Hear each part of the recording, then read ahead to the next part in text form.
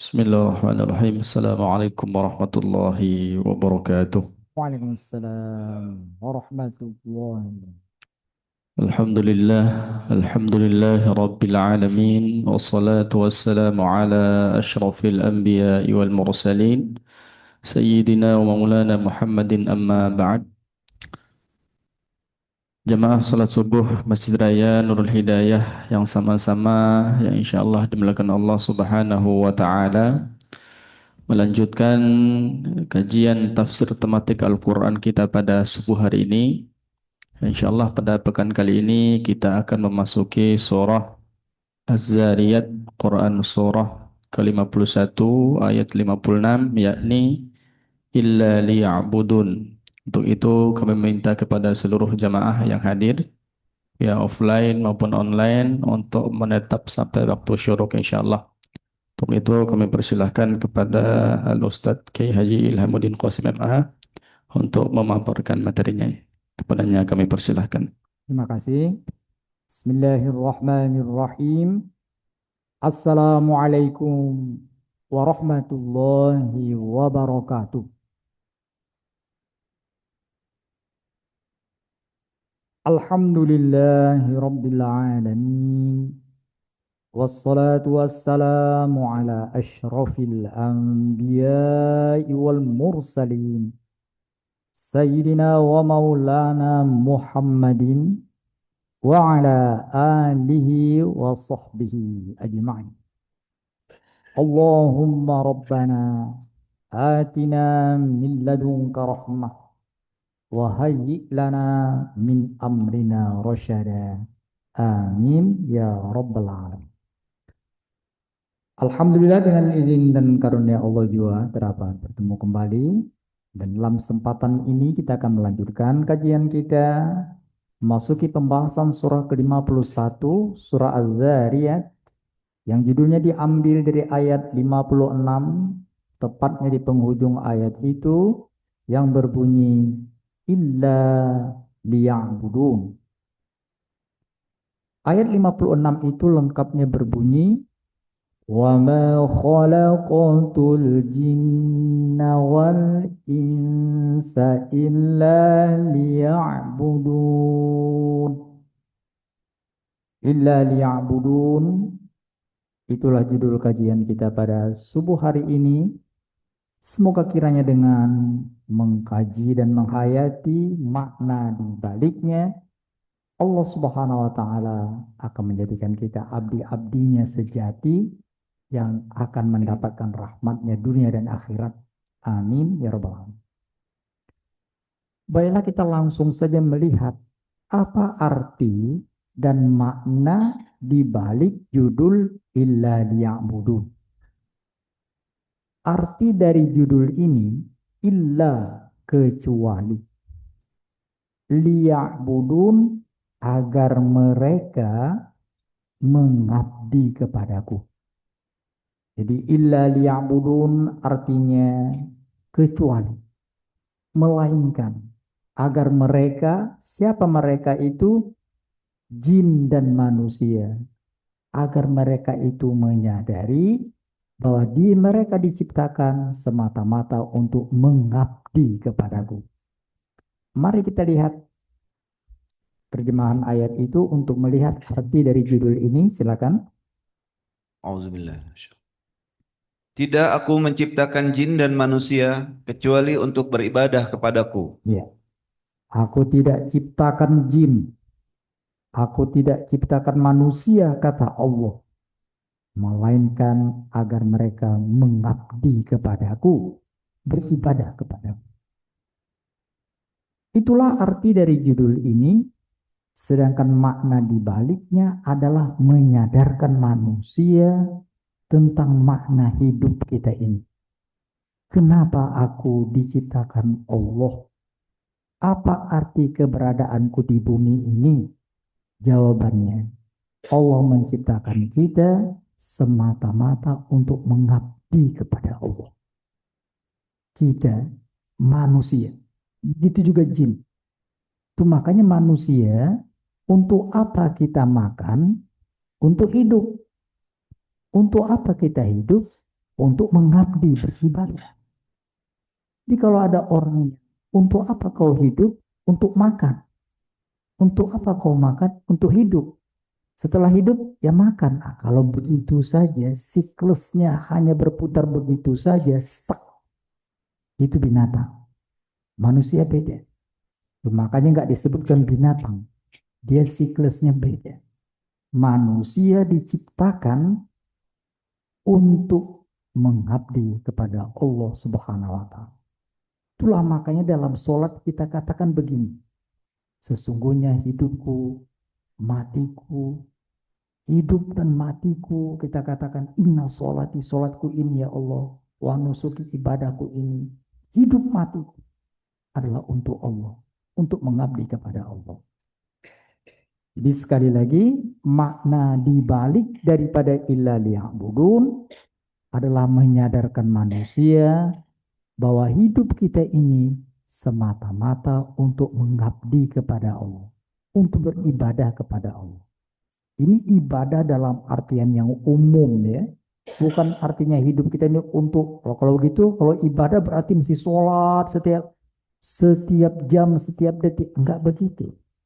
Mengabdi kepada Allah itu artinya mendekatkan diri kepada Allah. Itu makanya abadah. Abadah itu mengabdi. Itu kalau kata-kata abadah, ain ba sama dal, abdi, abadah. Kalau dibalik itu ba'uda, ba'id. Kalau abdi Allah, abid. Kalau jauh, ba'id. Ba'id artinya jauh. Kalau begitu abid artinya mendekat. Jadi esensi beribadah adalah mendekatkan diri kepada Allah. Mendekatkan diri kepada Allah artinya kita tahu bahwa kita hari yang kita jalani di dunia ini itu setiap hari semakin mendekat kepada Allah. Hari ini selangkah kita maju. Besok selangkah kita maju, semakin mendekat kepada Allah. Itu makanya Allah panggil, wahai abdi-abdiku, wahai yang beribadah kepadaku, mendekat, kembali kepada.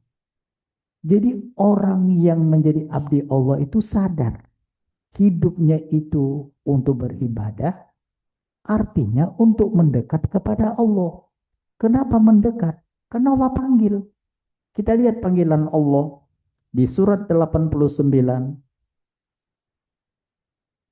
Panggilan Allah untuk orang-orang yang menyadari bahwa hidupnya adalah beribadah. Semakin mendekat kepada Allah tertera di surat 89, surah Al-Fajr, mulai ayat 27 sampai 30. 4 ayat penutup surat Al-Fajr yang sering kita dengar.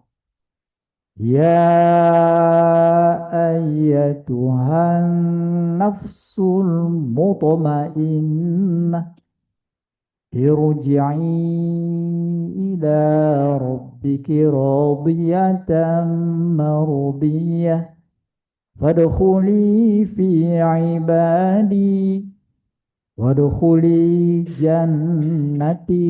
Silakan. Wahai jiwa yang tenang, kembalilah kepada Tuhanmu dengan ridho dan diridhoi. Lalu masuklah ke dalam golongan hamba-hambaku dan masuklah ke dalam surgaku. Jadi orang-orang yang beribadah kepada Allah, benar ibadahnya. Dia sadar bahwa setiap hari dia semakin mendekat kepada Allah. Salah satu tujuan puasa ini adalah untuk mengabdi kepada Allah. Menyadarkan kita bahwa kita sebenarnya sedang pulang kampung, sedang jalan pulang, kembali itu pulang. Kembalilah kepada Tuhanmu, pulang ke tempatmu yang sebenarnya. Di mana ya Allah tempatku? Surga. Apa kau tidak ingat? Kan nenek moyangmu Adam Hawa kan di surga. Mereka ditugaskan di dunia, di bumi ini. Kuciptakan ke surga. Supaya kalian tahu tempat kalian sebenarnya di surga. Dunia itu akan kalian tinggalkan. Kalian lihat teman-teman kalian meninggal dunia. Kan ditinggalkannya dunia ini. Setelah itu kembali ke rahmatullah, kan pulang. Kalau begitu, orang yang mengabdi kepada Allah sadar bahwa pulang kampungnya adalah di sisi Allah. Itulah esensi ibadah. Beribadah kepada Allah artinya mendekatkan diri kepada Allah, sadar bahwa hari demi hari adalah langkah demi langkah menuju hadrat ilahi Allah Sang Pencipta.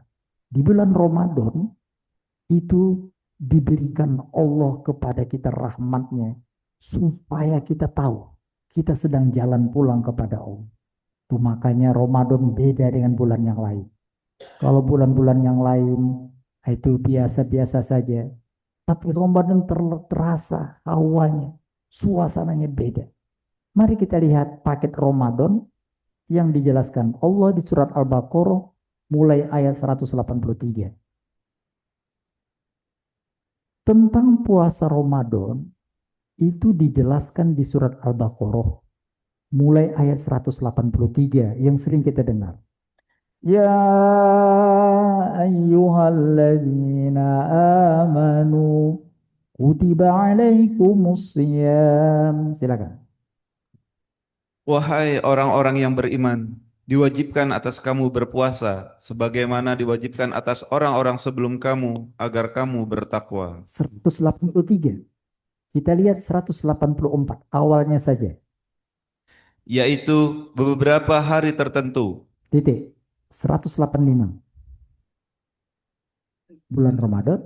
Bulan Ramadan adalah bulan yang di dalamnya diturunkan Al-Quran sebagai petunjuk bagi manusia. Titik. Jadi 183 bicara wajib puasa. 184 puasa itu di hari-hari ditentukan Ramadan. 185 bulan Ramadan turun Al-Quran. 186 baca secara utuh. Wa idza sa'alaka ibadi. Terjemahkan. Apabila hamba-hambaku bertanya kepadamu Nabi Muhammad tentang aku, sesungguhnya aku dekat. Aku mengabulkan permohonan orang yang berdoa apabila dia berdoa kepadaku.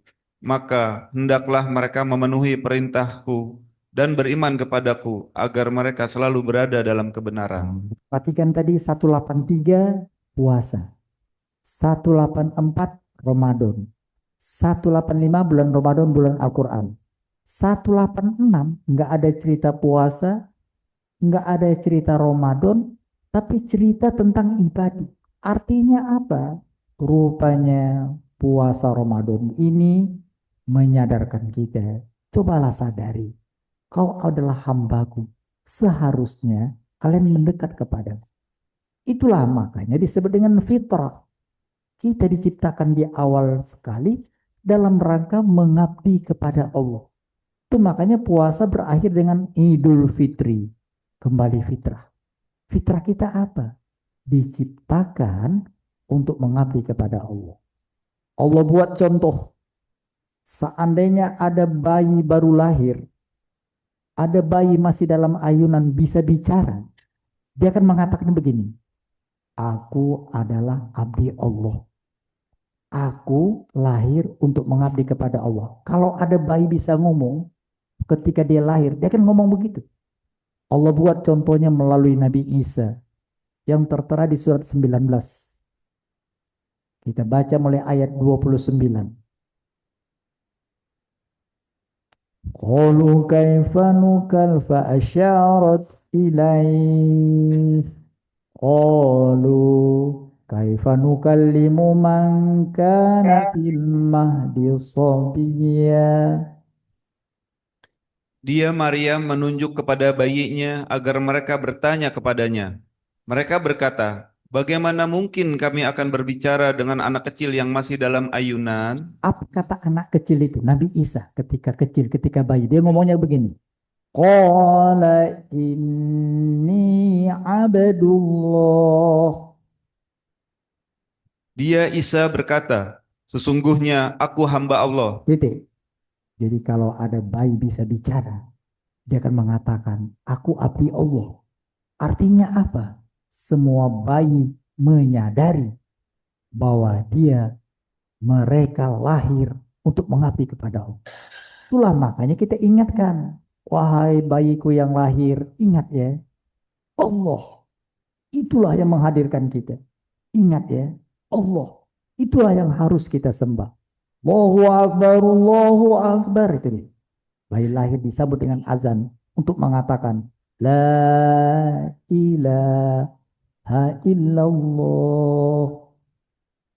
Itulah arti dan makna di balik judul Illa liya'budun.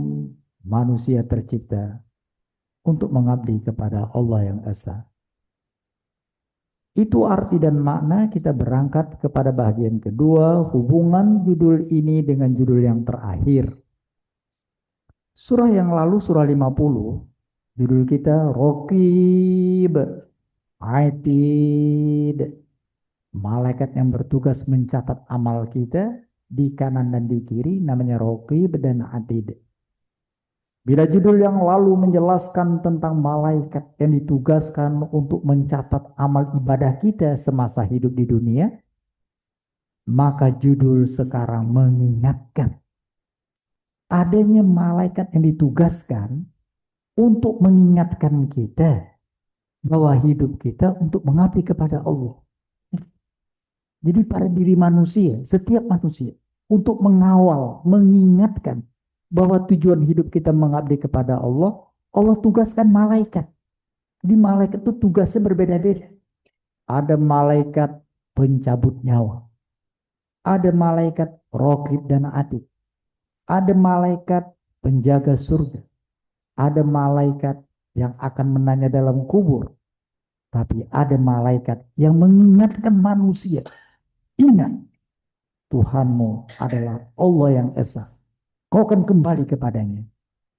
Mari kita lihat surat 51 ayat 4. Wal muqassimati amra. Dan demi malaikat-malaikat yang membagi-bagi segala urusan. Ya, bagi-bagi urusan. Allah membaginya. Tapi malaikat itu berbisik kepada kita. Tuhanmu adalah pencipta yang esa. Seperti juga dikatakan di surat 37 ayat 4. Kita baca mulai ayat 1. Wassafati saffa. Demi rombongan malaikat yang berbaris bersaf-saf untuk beribadah kepada Allah. Terus. Demi rombongan malaikat yang mencegah segala sesuatu dengan sungguh-sungguh. Iya, jadi malaikat ditugaskan. Ingatkan ya, kalau dia mau buat jahat, ingatkan.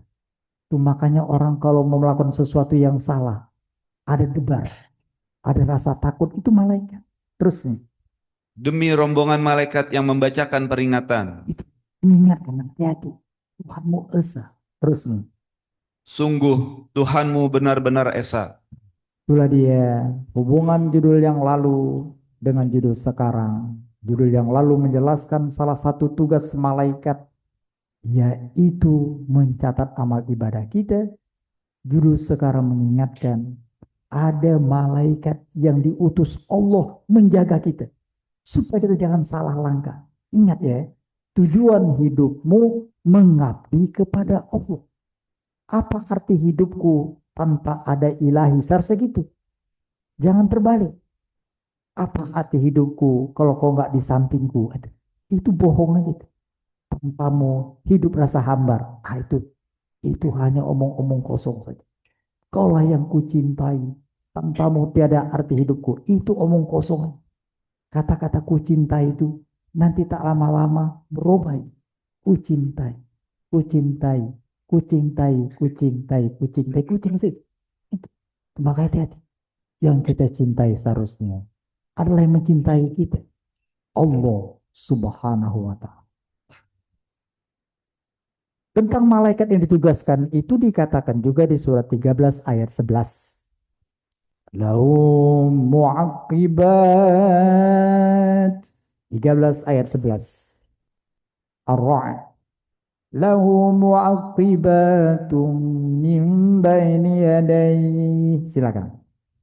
Baginya manusia ada malaikat-malaikat yang menyertai secara bergiliran dari depan dan di belakangnya, yang menjaganya atas perintah Allah. Sungguh, Allah tidak mengubah keadaan suatu kaum hingga mereka mengubah apa yang ada pada diri mereka. Apabila Allah mengendaki keburukan terhadap suatu kaum, tidak ada yang dapat menolaknya, dan sekali-sekali tidak ada pelindung bagi mereka selain Dia. Iya. Jadi Allah tugaskan malaikat. Setiap orang punya itu. Kita lihat terakhir surat 86.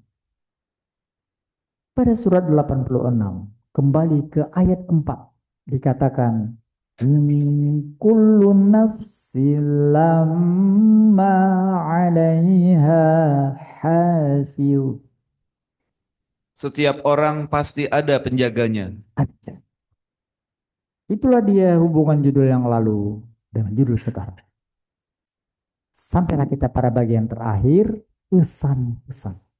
Bagaimana agar kita menghayati hidup kita ini sebenarnya untuk mengabdi kepada Allah. Pesan-pesannya yang pertama adalah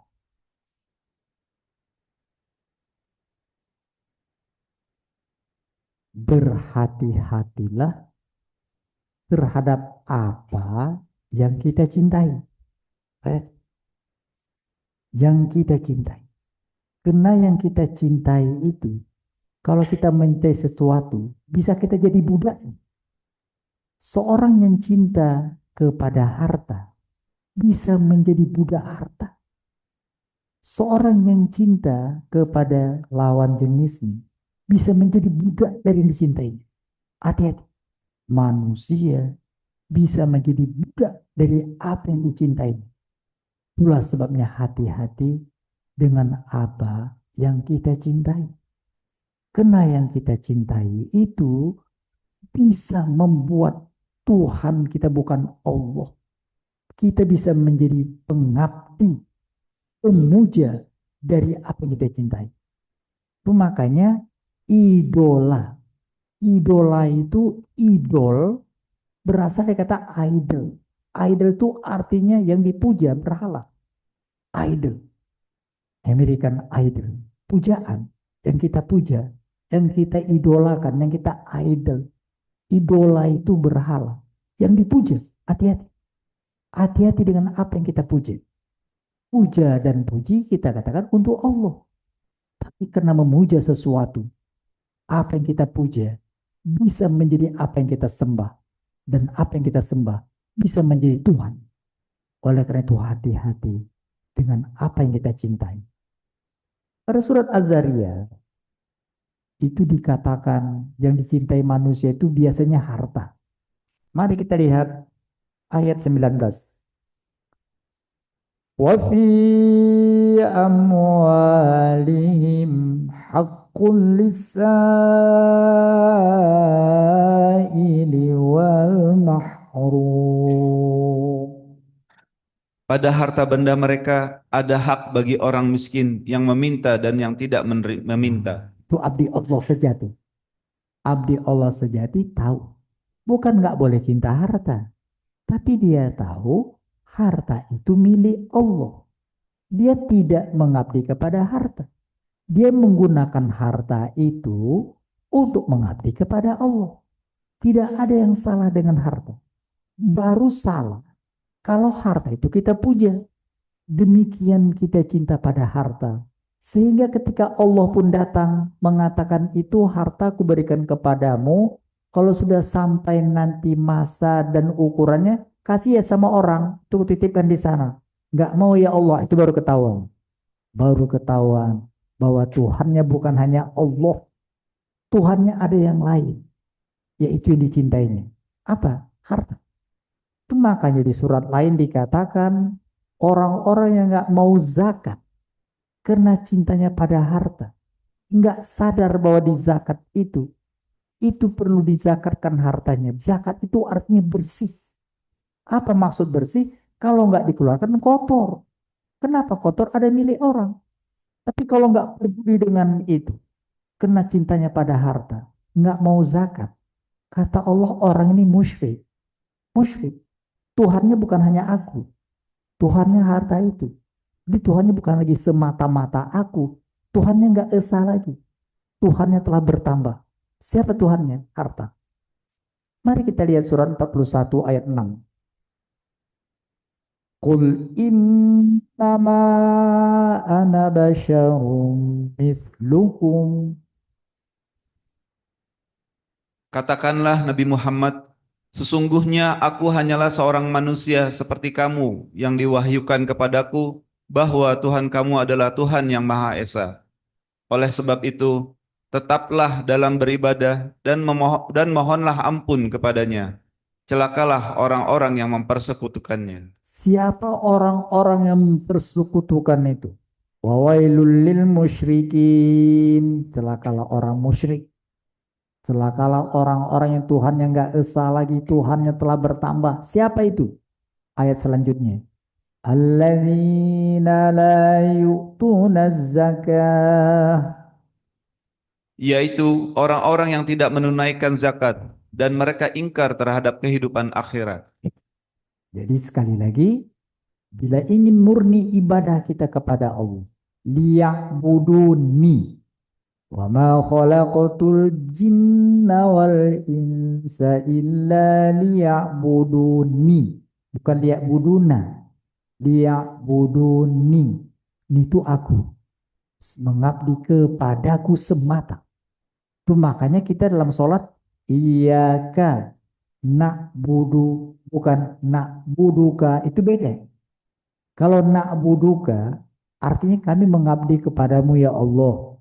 Masih punya kesempatan juga ngabdi pada yang lain. Tapi kalau iyaka, itu sudah dibatasi. Hanya engkau, ada kata hanyanya. Kalau na'buduka, artinya sama dengan iyaka na'budu. Cuma di depan kan, iyaka na'budu. Kalau na'buduka, kami mengabdi kepadamu. Masih terbuka, bisa juga ngabdi pada yang lain. Tapi kalau iyaka, hanya engkau ya Allah, kami mengabdi. Enggak buka kesempatan yang lain. Oleh karena itu, hati-hati. Yang kita cintai bisa menjadi Tuhan. Seperti dikatakan di surah 2 Al-Baqarah ayat 165. Wa minan nasi man yattakhidhu min dunillahi andadan yuhibbunahum kahubbillah. Di antara manusia ada yang menjadikan sesuatu selain Allah sebagai tandingan-tandingan baginya yang mereka cintai seperti mencintai Allah. Adapun orang-orang yang beriman sangat kuat cinta mereka kepada Allah. Sekiranya orang-orang yang berbuat zalim itu melihat ketika mereka melihat azab pada hari kiamat bahwa kekuatan itu semuanya milik Allah dan bahwa Allah sangat keras azabnya, niscaya mereka menyesal. Itulah pesan yang pertama. Hati-hati terhadap apa yang kita cintai. Terutama cinta kepada harta. Karena cinta kepada harta bisa kita melupa kepada Sang Pencipta. Itulah makanya untuk peringatan hati-hati dengan harta, Allah buat contohnya manusia yang sangat terkenal, yaitu Qarun. Sampai-sampai orang kalau umpamanya dapat harta nggak tahu siapa orangnya, kita menggali tanah di belakang rumah kita, ketemu emas, kita katakan ini harta karun. Nah, Qarun itu kita bilang, kenapa? Hartanya demikian banyak, disedot di tanah, diputar sama bumi, sehingga kalau kita cangkul ada dapat emas, ini mungkin harta karun. Qarun maksudnya, saking banyaknya hartanya. Dialah orang yang baik dulunya. Dia kaum Musa, bahkan dikatakan sebagai keluarga Musa. Musa, aku kau lihatlah kehidupanku begini pas-pasan. Kalau aku kaya, aku tentu bisa lebih baik lagi. Kata Musa, kau bagus begini. Kalau kaya belum tentu kau baik. Allah Musa, tolonglah aku pengen kaya. Setelah jadi kaya, kelakuannya kayak monyet. Makanya hati-hati. Kekayaan, harta bisa membuat manusia lupa diri. Harta bisa menjadi Tuhan. Makanya Ramadan Allah ingatkan, ingat dia harta kalian ada milik orang lain. Zakat, bersihkan. Karena kalau tidak, milik orang itu menempel kepada kalian. Apa yang menempel itu akan dibakar, membakar muka kalian hari kiamat nanti. Pada surat 9 ayat 34 dikatakan begini. Silakan baca. Wahai Wahai orang-orang yang beriman, sesungguhnya banyak dari para nabi dan rahib benar-benar memakan harta manusia dengan batil, serta memalingkan manusia dari jalan Allah. Orang-orang yang menyimpan emas dan perak, tetapi tidak menginfakkan di jalan Allah, berikanlah kabar gembira kepada mereka bahwa mereka akan mendapat azab yang pedih. Apa itu azabnya? Dia punya harta, sudah sampai nisabnya, emasnya berpingan banyak, tidak dizakatkan. Emas itu akan dibuat apa? Lanjut. Yauma Pa- yuhma, ya silakan. Pada hari ketika emas dan perak itu dipanaskan dalam neraka jahanam, lalu disetrikakan pada dahi, lambung, dan punggung mereka seraya dikatakan, inilah apa harta yang dahulu kamu simpan untuk dirimu sendiri tidak diinfakkan. Maka rasakanlah akibat dari apa yang selama ini kamu simpan. Na'udzubillah min zalik. Itu yang pertama. Hati-hati dengan apa yang kita cintai, karena apa yang kita cintai bisa kita menjadi budaknya. Tidak ada salah kita mencintai harta. Tapi jangan sampai cinta pada harta mengalahkan cinta kepada pemilik harta sejati yang memberikan harta itu kepada kita, yaitu Allah Subhanahu wa Ta'ala. Itu makanya Ramadan kita dilatih zakat. Kita nggak bisa zakat mal, harta kita nggak banyak. Oke, sekarang belajar zakat ya, zakat fitrah. Zakat fitrah itu di Ramadan ini mengajar kita zakat. Latihan anak-anakmu zakat ya. Ini kan anakku masih kecil. Iya, zakat. Ajari dia zakat. Tuh, makanya kita zakat fitrah untuk semua orang. Lain dengan zakat mal. Intinya adalah ajari bahwa kita kalau ingin mengabdi kepada Allah, kita mesti sadar bahwa apa yang Allah berikan kepada kita ada hak orang lain. Jangan sampai cinta kita kepada harta melalaikan kita kepada Allah. Itu yang pertama. Yang kedua, berhati-hatilah terhadap kenikmatan seksual. Kenikmatan seksual itu orang kalau sudah cinta, kalau tadi kepada harta, sekarang cinta ke yang lebih parah lagi. Cinta kepada seksual, cinta kepada pasangan, cinta kepada lawan jenis yang mengarah pada hubungan seksual itu sangat parah. Orang kalau sudah cinta kepada seorang, hartanya habis tidak peduli. Kita lihat saja syair lagu When a Man Loves a Woman gitu.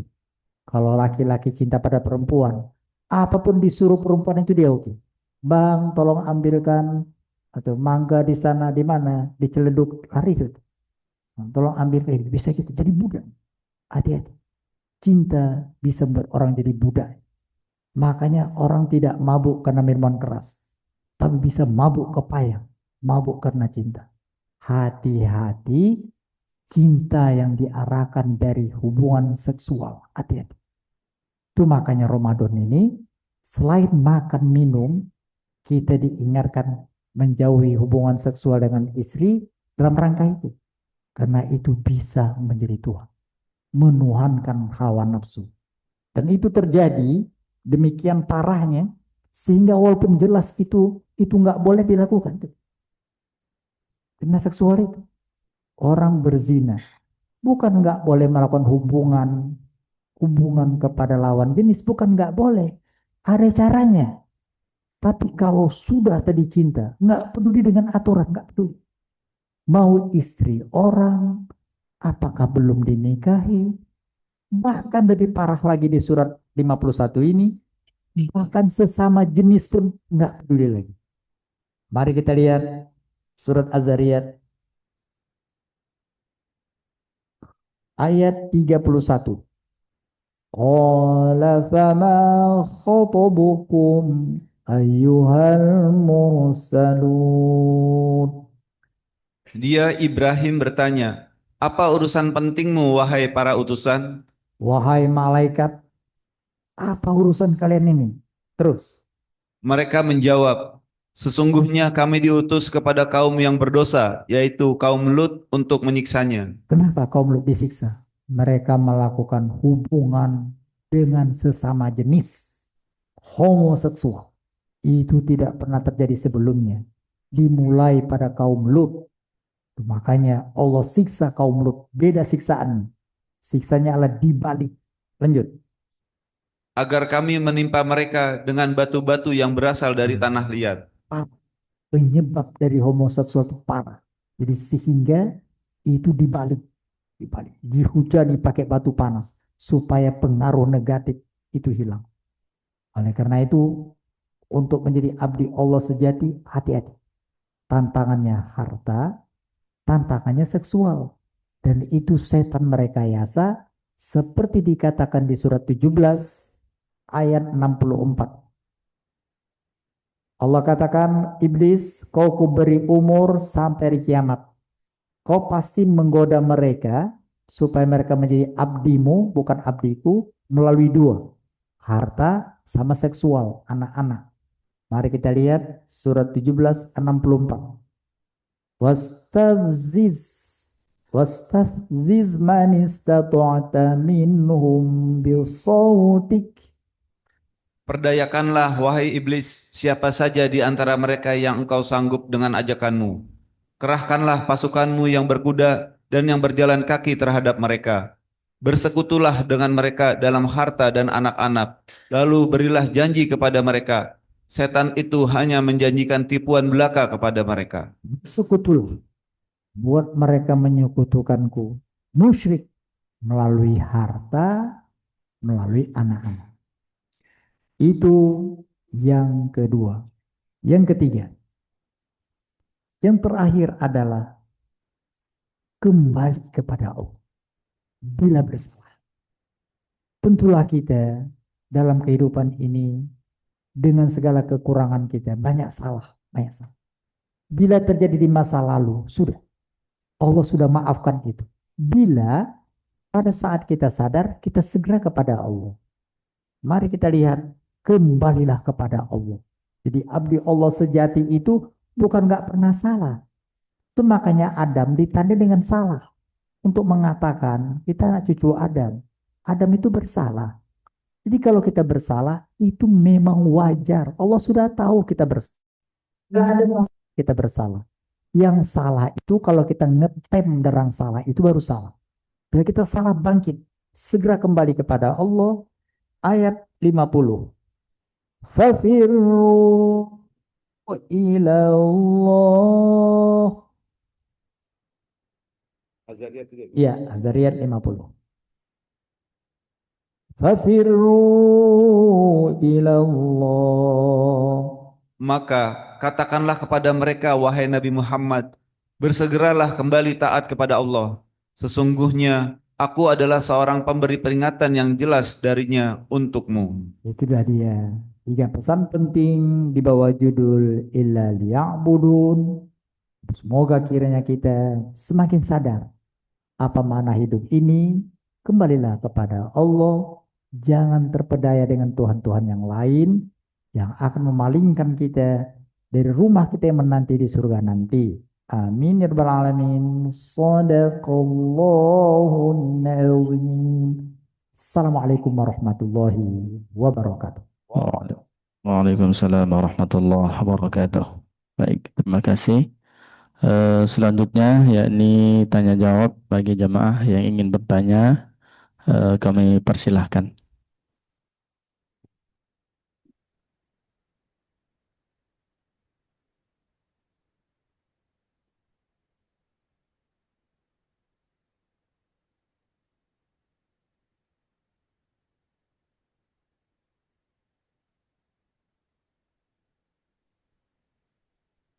Baik, mungkin langsung saja dari Bapak Syahrir, ya, penyampaiannya. Kami persilahkan, Pak. Assalamualaikum warahmatullahi wabarakatuh. Waalaikumsalam. Pak Ustadz dan saudara sekalian, alhamdulillah ini sebetulnya sangat konsisten semua, mulai dari status manusia itu sejak lahir fitrah Kemudian dalam perjalanan hidupnya itu ya sebetulnya Allah memberikan satu peluang-peluang untuk baik ya. Jadi ada juga suara-suara baik itu kepada manusia, tapi juga ada iblis ya yang membawa dia ke ya curang ya kehidupan yang tentunya dunia akhirat itu. Penyebabnya tadi bukan bahwa pertama adalah eh, harta ya, dan kemudian juga eh, anak-anak ini dengan konsep cinta itu seperti apa gitu. Cinta ialah Allah semata ya, sedangkan yang lain itu jangan menjadi saingan Allah yang dikatakan musyrik. Saya pikir cukup jelas, jadi mudah-mudahan kita bisa bahwa kalaupun itu terjadi pada kita, kita cepat berbalik ya, mohon ampun pada Allah Subhanahu wa taala. Dan itu adalah satu proses yang banyak kita alami di dalam kehidupan kita. Kemudian kaitannya dengan harta tadi adalah zakat ya, zakat. Cinta itu tadi kaitannya ya, tadi hubungan contohnya adalah ya berkaitan dengan hubungan seks ya, dan juga ada hubungan seks yang nggak normal tadi katakan ya, LBT ya. Jadi itu juga eh, pernah dihukum Allah yaitu untuk kaum Lut. Saya pikir itu saja poinnya. Jadi sekali lagi ya mari kita ikutin saja. Tadi sampaikan bahwa kita harus tetap eh, menjaga diri kita dari hal-hal yang negatif tadi. Demikian, mohon maaf. Wassalamualaikum warahmatullahi wabarakatuh. Waalaikumsalam warahmatullahi wabarakatuh. Baik, terakhir kami ucapkan terima kasih kepada seluruh jamaah yang ikut hadir pada kajian kali ini. Semoga kita semua dalam keadaan sehat walafiat. Ya Allah jaga kita semua insya Allah. Kita doakan juga guru kita ya Ustadz Ilham. Mudah-mudahan Allah sehatkan badannya, Allah mudahkan urusannya insya Allah. Mari sama-sama kita tutup dengan doa kafaratul majlis. Subhanakallahumma bihamdika asyhadu an la ilaha illa anta astaghfiruka wa atubu ilaik. Wassalamualaikum warahmatullahi wabarakatuh. Waalaikumsalam. Waalaikumsalam warahmatullahi wabarakatuh. Waalaikumsalam warahmatullahi wabarakatuh. Terima kasih Pak Ustadz, Bapak-Bapak semuanya. Sama-sama, Ustaz.